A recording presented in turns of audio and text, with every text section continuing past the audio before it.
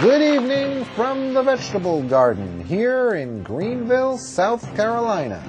Tonight we're going to be hearing from the candidates themselves in our continuing coverage of The Road to the Greenhouse.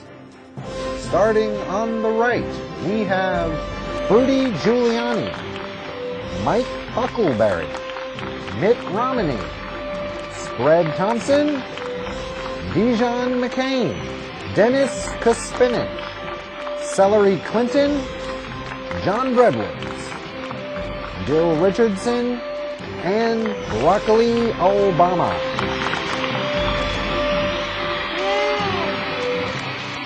I'm Jim Pear from the NewsHour, and with me is George Lollipopoulos and Spam Donaldson. I'd like to open the proceedings with a question about perhaps the single most important issue facing our country right now. And I think we all know what that is. Does eating meat cause impotence? Celery Clinton? I, for one, know from experience that a Whopper at the drive-thru can lead directly to a flopper in the bedroom. America's women don't ever want to have to be in the position of saying to their husbands, "Close, but no cigar." The best thing for my husband is a healthy vegetarian diet. Or an impeachment.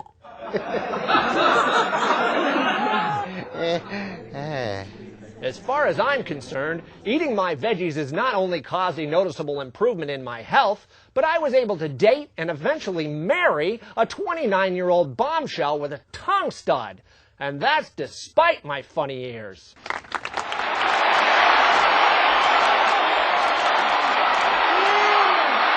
This just fills me with so much hope and optimism. If the four of us could just come together to work for a better America, I think our country would finally have a club sandwich? I think it's time to move on to the next question. This one concerns family values. I'd like each of the candidates to speak for a few moments about whether they are pro-choice or pro-life. Rudy Giuliani? While I value all life and openly condemn the horrors that go on in slaughterhouses, I also recognize the supreme importance of American supermarkets giving our citizens a choice of tasty and health-giving alternatives to meat.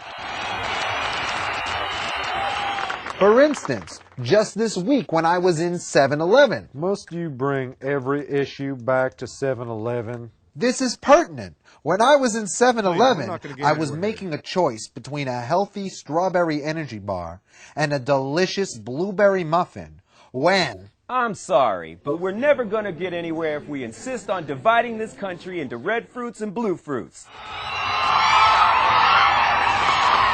I have gay friends who enjoy red fruits and Christian friends who like blue fruits.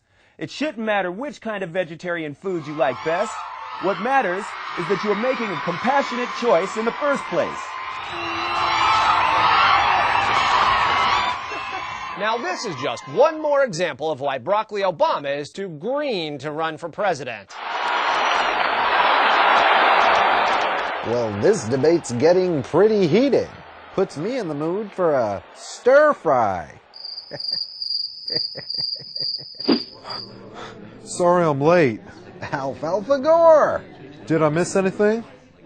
Well, yes. In your documentary, you left out an inconvenient fact that the meat industry is the #1 cause of global warming.